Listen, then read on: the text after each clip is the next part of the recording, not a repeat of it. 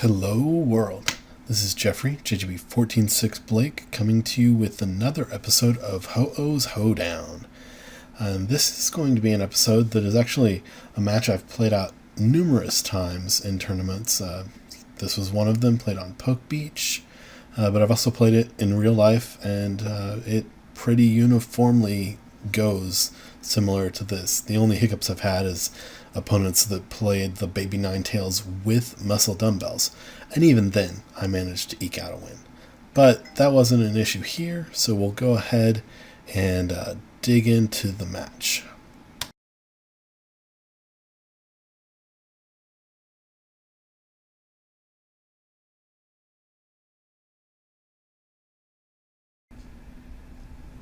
Okay, so we won the coin flip. That's always good. We'll get to go first. And let's see what we get to start our hand with. A mulligan. So this deck shouldn't mulligan all that often. We play a ton of basics. It should be around the 20% mark. So it's unfortunate that we mulligan. Chatting back and forth a little bit because I sort of recognize the person I'm playing against from the tournament in previous months. So, the hand that we get after our mulligan definitely makes up for the fact that we mulligan. We're going to be able to start Ho-Oh. This is a water deck, so we definitely want to get a non-water weak Pokemon out there. And we'll put Salandit on the bench. We can manually attach to him. We'll Ultra Ball for a Lele to get a Kiawe. And icing on the cake, we get a Max Elixir. I play the Max Elixir first off, and we do hit. We have a lot of energy in the deck, so that's not a surprise, but we shouldn't have played it quite that quickly. We should have done this part of the play first, discarding the two energies, grabbing the Lele, and then actually benching the Lele to get Kiawe, but not playing Kiawe. What that does is it removes two cards from our deck, which increases the chances of hitting that Max Elixir, because it means the ratio of energy to non-energy is higher. I'm going through now and checking my prizes, and what I see, so there's two energy prize, there's a Choice Band prized, there was a Kiawe, a Guzma, and a Lele. Those were the 6 prizes. And so we will go ahead and get one of the Kiawes, we'll put all the energy onto Ho-Oh, and then of course it'll be our opponent's turn, and they're looking at a scary situation.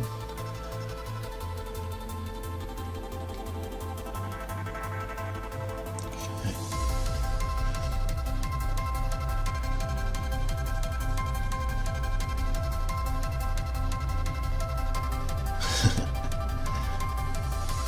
Lots of people playing you when you pull off a good start like this are going to be like, that's ridiculous, how did you get so lucky? But really, getting this type of start basically means you started an energy and you got an Ultra Ball or a Lele or a Kiawe. It's almost as frequent as someone starting, you know, in a standard evolution deck, someone being able to bridge it and attach an energy, which is pretty common, right? He's probably going to do that this turn. The difference is just that because we're playing basic Pokemon, it really beefs up our. Here I was trying to check chat for something, or I guess chat back. You know, just keep talking. But so it's, you know, we hit the Max Elixir. That's the only thing that puts our start above his start in terms of frequency. So, okay. So there's a slight question as to whether or not it's worth it to play the switch. That's what I was slightly thinking about. If we can get a Salazzle-GX and take the knockout with Salazzle, it might be worth it, but it's probably not, because we'd be putting, so I decide to play it or not. The problem with playing it is that we end up putting a water weak Pokemon out, and we're not guaranteed the knockout. The benefit is that if we hit Salazzle or a way to get Salazzle, we don't end up having to spend a Phoenix Burn. This would be a great hand if, you know, we weren't going to be, if we had another Pokemon out, basically. Although with only 4 energy left in the deck, those Max Elixirs are probably better left saved for later if we can manage to avoid it. So here, the question is, do we Sacred Fire onto the bench, or do we Phoenix Burn to take knockout? I think either option is kind of okay. We end up Sacred Firing onto the energized Vulpix. So this does a few things for us. If he evolves it into a GX, it gives us the ability to kind of go after. We take the knockout. We could have done that without having.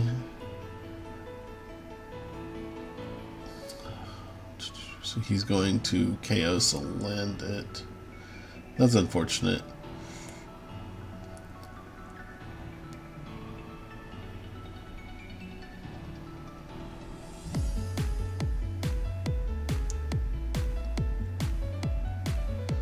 Okay, but the nest ball is nice. So at this point,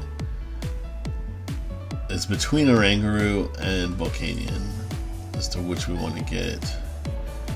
I slightly lean toward Oranguru right now in recording. I can see arguments either way because we do have a bunch of energy in the discard. But he's not going to be able to OHKO Oranguru. And if we can get energy onto Oranguru, then we're in good shape. However, with only 4 energies, it's unlikely we're going to hit both of these Max Elixirs.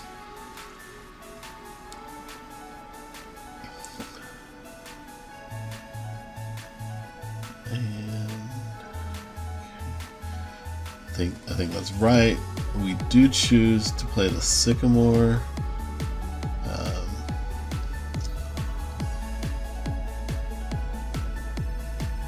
Have a Guzma. So we definitely want, the play here is absolutely 100% to Super Rod all the energy back in, and then play a Max Elixir to try to get another energy onto Oranguru.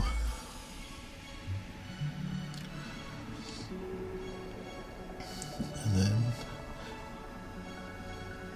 we'll go ahead, we'll bench the baby Volk. I don't think we need to bench the Ho-Oh.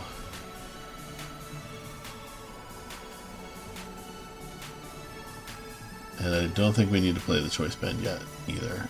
So my question there too is if we Ultra Ball both of those away.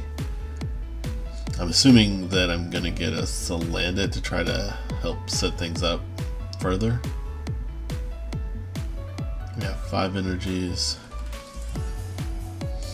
Ideally here, we'll be able to hit an energy off of Oranguru. It's fairly unlikely. I chose the Volk-EX. I don't like this decision. Because we're going to bench it, and now that's a one-hit KO for our opponent.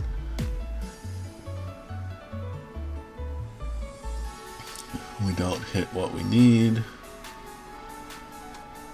I think, yeah, just leaving Lele up there is probably our best option. Next turn we will just play a Guzma and take out the Ninetales on the bench. Our opponent plays a Guzma to do good damage to Volk-EX. It's not an OHKO with the baby Ninetales, and that's fine by us. So we're going to go ahead. We get the energy to attach to Oranguru, but we're still going to take the KO on the GX with Ho-Oh, because this helps set us up down the line. Oranguru now can KO a baby Ninetales pretty easily, and we prevented future threats. Get another energy, definitely good for us there. And we'll see what our opponent manages to pull out. They're probably going to attach with Tapu Koko now, and they'll get the KO on Volc-EX that way. That's fine. The N doesn't hurt us too bad. The only thing we're losing is an energy, and we made up for it by getting a Guzma. So that's very good for us. We can bench the Salandit, and we can attach the energy to it. I'm looking at attaching to the baby Volc. I don't like that quite as much. We have energy in the discard, but we shouldn't be attacking with baby Volc, and we only have one energy there. So I think playing it onto the Salandit would have been better, because we're going to be in a good prize situation. So we will take the KO with baby Ninetales, or on baby Ninetales. But I'll always want to instruct first. That switch card is a dream card for us next turn. We can now attack with whoever we want.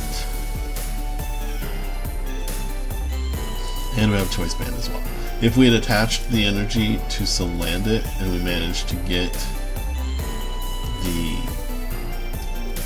another energy and Salazzle-GX next turn, we'd be able to KO we'd be able to KO Tapu Lele with either it or Ho-Oh, which is a nice situation.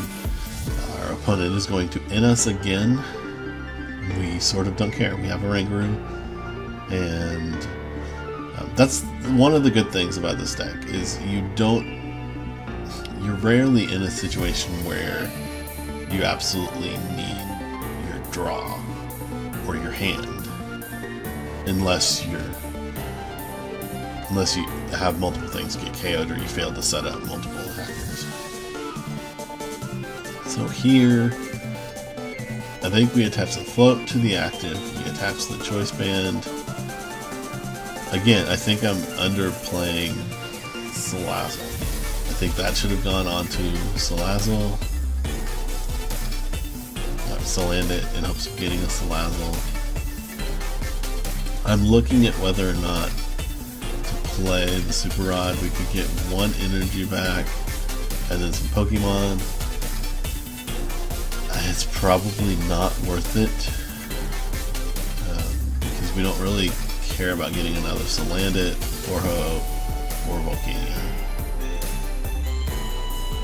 We sort of need our opponent to take a KO before we can do anything meaningful.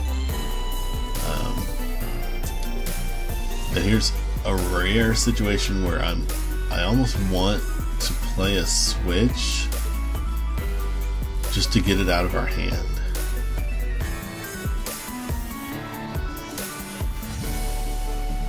That's what I did.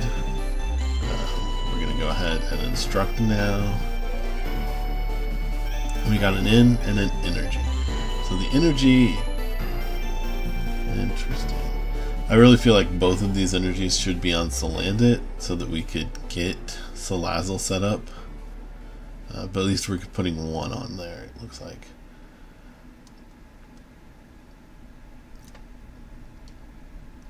That Super Rod just doesn't want to leave us alone.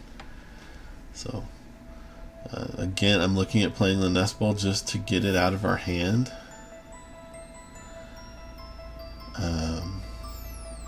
And then I'm thinking about getting the Turtonator.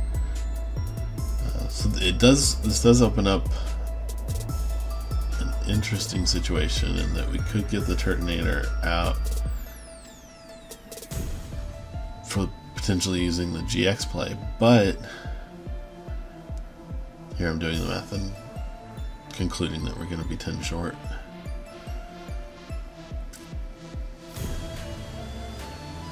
think we're sort of locked into attacking with the Baby Volk. I say that, and then I apparently choose to go with the Ho-Oh.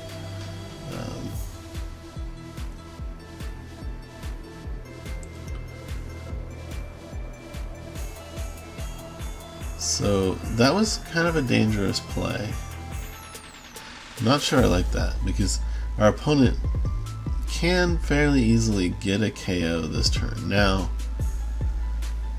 it's certainly possible for us to return knockout if we can get Salazzle-GX and an energy. Although we need a little bit more than that. We also need a Choice Band. So I'm not sure. We got lucky that our opponent didn't have the there's the Salazzle. We got lucky that our opponent did not have an energy there, because now we have many more options. I think the right supporter is just a Sycamore. And I think we want a Super Rod to get the energies back now that there's a couple of them down there. And we'll probably get one Salandit back as well. Oh, I chose to get the Volk back. That makes sense. That makes sense.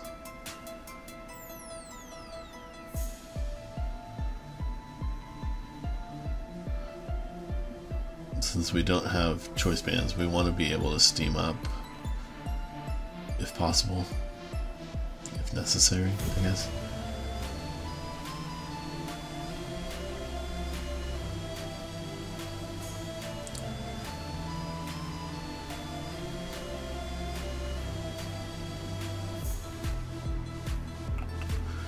Just checking his discard there. I forget what I was looking for.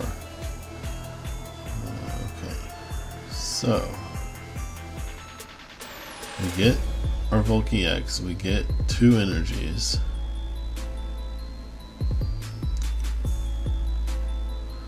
I'm looking, I decide to go ahead and bench the Volk-EX. No, I don't. I don't think we should bench Volcanion-EX. I think it's far, far better to wait. Not sure what I'm thinking about with Ho-Oh though.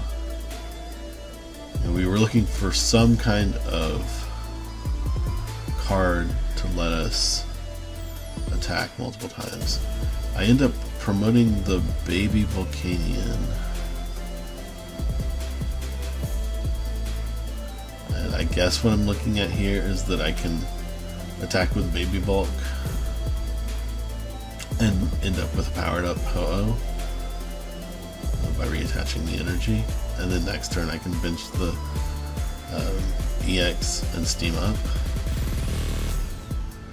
It leaves us a little bit vulnerable if our opponent has Guzma, except it's really hard for our opponent to get Guzma and an energy. It's not impossible because they can play Aqua Patch, but it's harder for them to get Guzma and an energy to retreat, or I guess a Float Stone, and a means to knock us out still. They're going to try.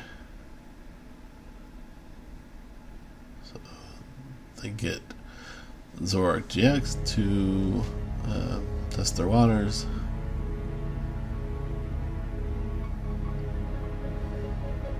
And then they play a Sycamore.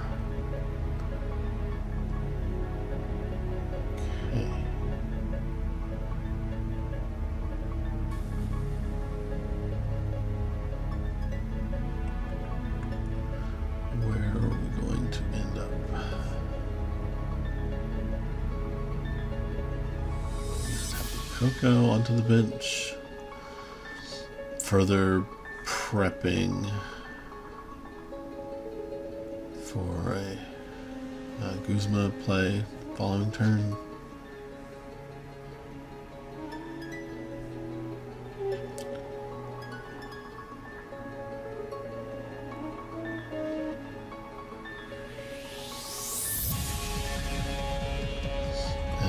Ice Blade that knocks out.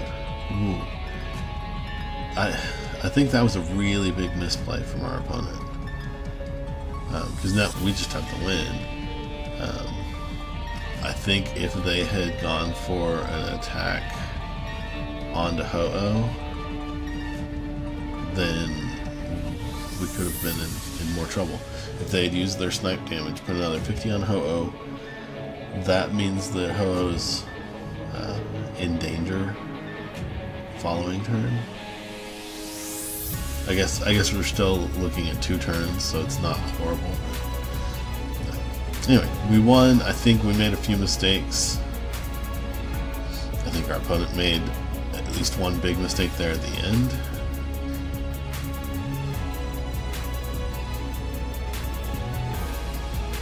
So this game, our opponent gets to choose whether they want to go first or second. As you saw, they said they wanted to go first, as one would expect.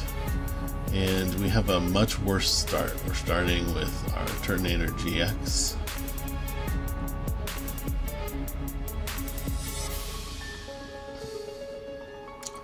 And here we sort of face the question of if it's even worth it to bench Lele for Kiawe.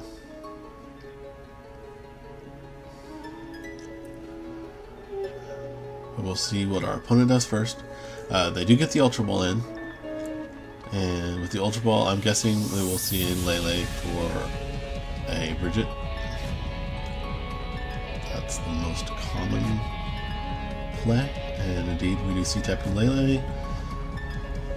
And Lele will Wonder Tag for a Bridget, and my guess is that we'll see a mixture. Well, last time they just got straight Vulpixes, so we might see that again, but we do know they play. Okay, here they got the mixture. They got the Coco, they got the Zorua, and they got a Vulpix. And they do get the Aqua Patch off to go ahead and attach an energy to the bench Vulpix. So that's okay too. Our top deck did not help us. And we're now left trying to decide what we want to do. So we could attach the energy. We could play Lele and try to... I mean, we can Kiawe onto Turtonator, but with Turtonator being weak to water, it's not really great for us. We could just play in here and just go from there. We might want to attach the Float Stone to Turtonator if we're going to do that. But I decided to go ahead and play Lele.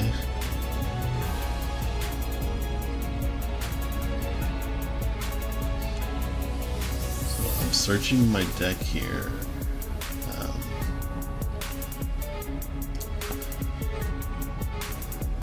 We have one energy prized. We have an Ultra Ball prized. We have a Salazzle prized.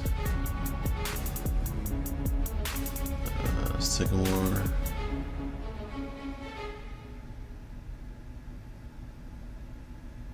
And both nest balls? No, both nest balls are there.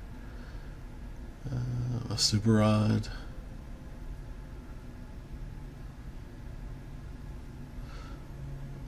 Looks like I'm going for the Kiawe play. My only expectation is that I'm looking at this thinking, so I also go to get energy onto Lele. Interesting. Am I...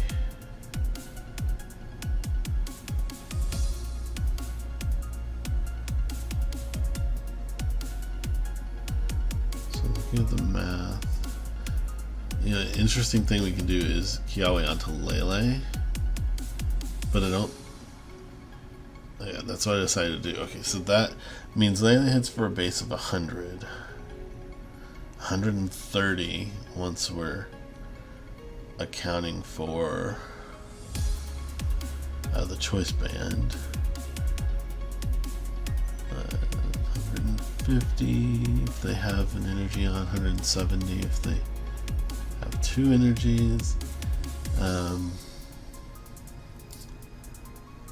I'm not sure how I feel about that. At least Lele's not weak to water, but it's still pretty easy for a Ninetales to get enough on it to OHKO a Lele, to one-hit KO Lele. So I'm really not sure what I think. I mean, we'll definitely be able to take a KO on a Vulpix next turn, but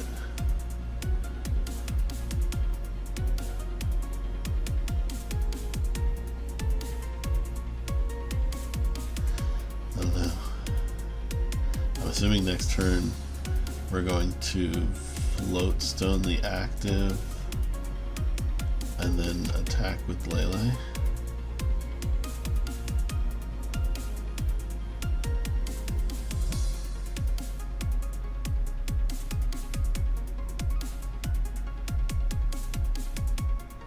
We see Baby Ninetales and the Zoroark, so he's going to try to play the safeguard game.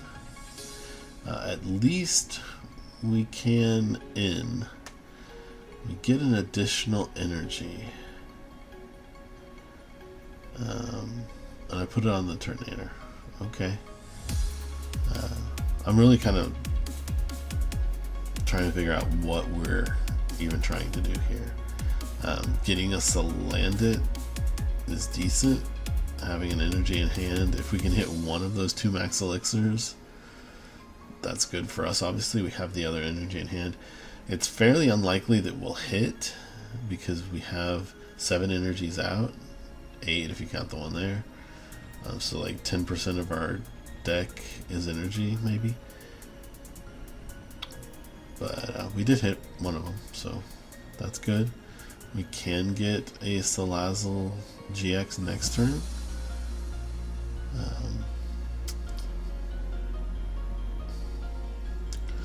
But we do know that our opponent is going to be trying to get that safeguard Ninetales out to prevent us from being able to use our GX attackers.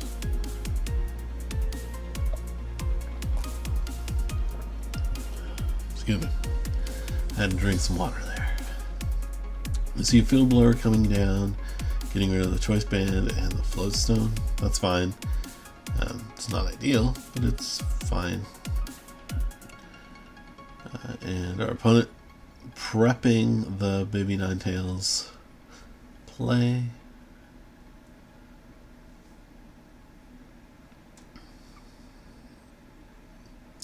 But potentially not getting there. Okay. So there's 2 things we can do here. Assuming if our opponent doesn't get the Baby Ninetales, well, he's going to.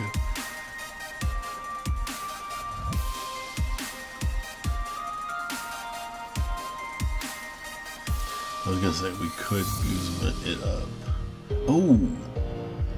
But he evolves the one that doesn't have all the energy.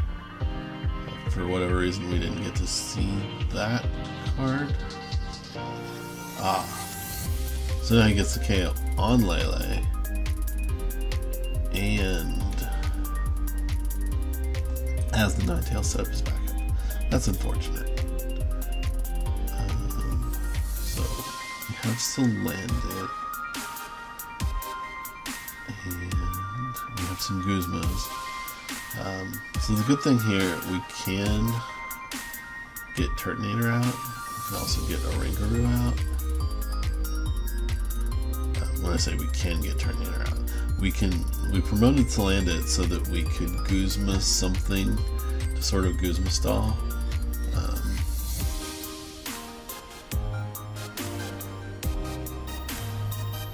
Unfortunately, we don't have a lot of great options as to what to go after.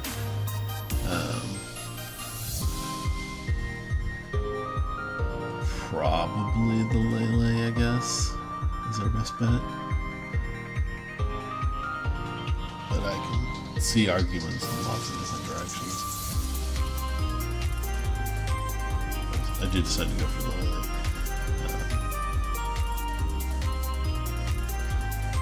And then we will play Turtonator's GX attack. that, we will fully power up Ho-Oh and stick an additional energy on someone else. I guess one onto Oranguru. Or am I going for... Oh, okay. Okay, so we're getting both Ho-Oh and Oranguru one energy away from attacking. I kind of like that.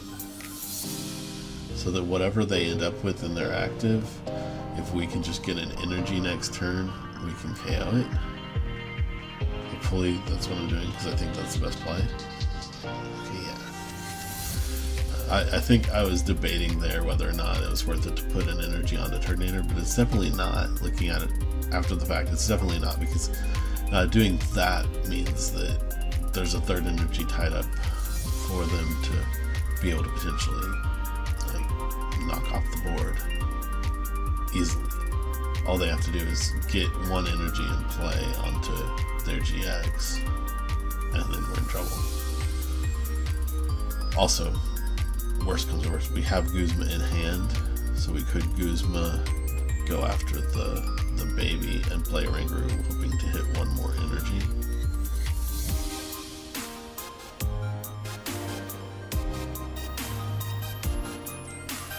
Ho-Oh manually retreat. And then we get end. That's going to change our hand, obviously, but it could be a good thing for us. So we get Guzma back, and we get a Float Stone, and we get an energy. That's one of the better hands we could have seen here. The downside is we don't have the Choice Band, so we can't go after the Ninetales GX, but we can absolutely take out their Safeguard if they get energy onto it. They're not going to, they're just going after the Turtonator-GX. And we see a Volcanion-EX come out. So, I think the play here is to attach, to go ahead and bench, and then we're going to play the Nest Ball to thin our deck, basically. And then we want to attach this energy to Ho-Oh in case we don't, so that now a Choice Band or an additional energy are outs to get our one-hit KO. We hit the energy here, so we can steam up and take knockout. We could play the Sycamore, but we don't need to. And having it in hand gives us a method to be able to retreat and attack next turn with Ho-Oh. I guess having the Sycamore in hand isn't the issue, but having the Guzma in hand is, right? So we can Guzma around whatever he's got in the active, and that way we can take another 2-prize knockout the following turn.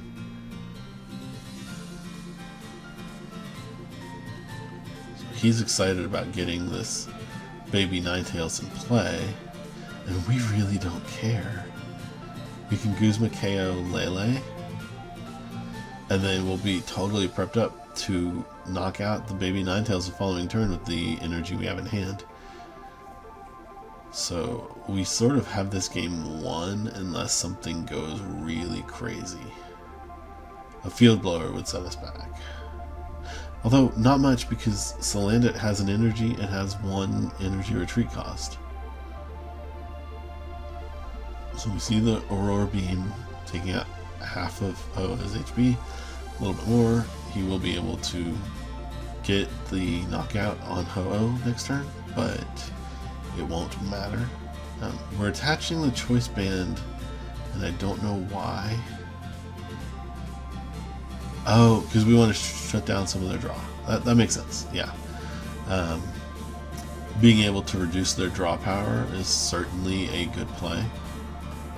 Taking out Lele just gets us prizes, but now we're making it harder for them to hit anything next turn as well. We'll go ahead and instruct for 1 just because. We hit another Choice Band. I think we should just hold that one. It's unlikely to matter, but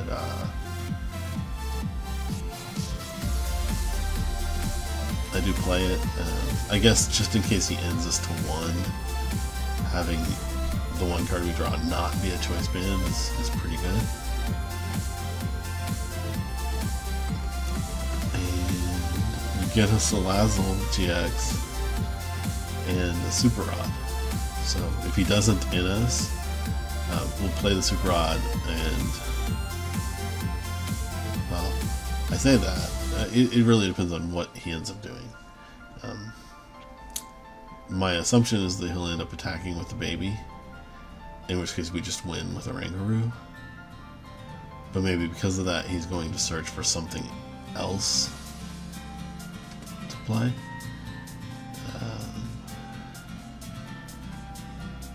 I almost feel like his only play is to Guzma Star.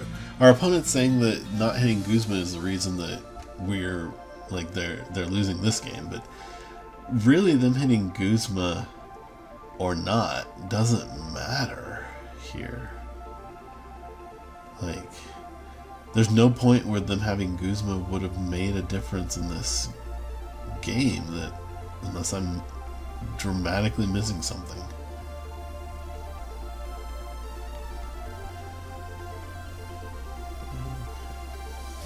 Flying Flip.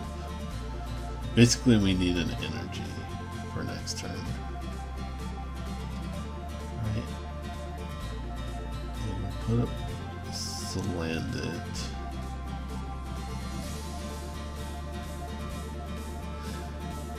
Our opponent's not liking their deck. That's fine. So we put up Salandit. We don't really need to arbitrarily attach, but we can thin our deck. Oh, okay. Well, that's game. I didn't realize we still had a Guzma in deck. So we'll just Guzma up there, baby Ninetales, and we'll take the win.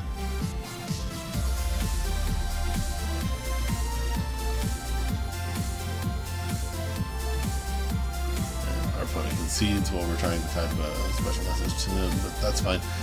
So you can see, even with that really rough start, we really were able to make things happen there. So I think this was a really good matchup. I think we played well. I think our opponent played pretty well too. They made, that one mistake at the end of game 1, and I think they thought that Guzma would have done more for them in game 2 than it would have. But really, it was well played on both sides. I just think Ho-Oh is really kind of a powerhouse. I'm getting ready to start testing with Dawn Wings in the Ultra Prism format. I haven't done much testing of it at all because I just haven't felt like it's necessary. As you've seen in the videos, we can generally switch pretty frequently to reactivate the attack. The one thing that it'll help us out with, for sure, is reactivating our attack after like the first turn, because sometimes it's hard to do it that quickly, and that makes it a pain to KO like little babies before they've evolved. So anyway, with that, we'll go ahead, we'll wrap up for today, and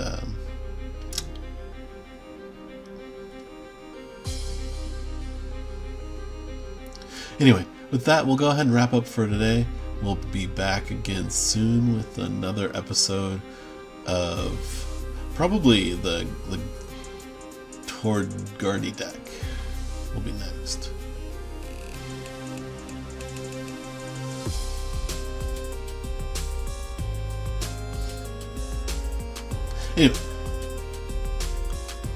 Anyway, with that, we'll go ahead and wrap up.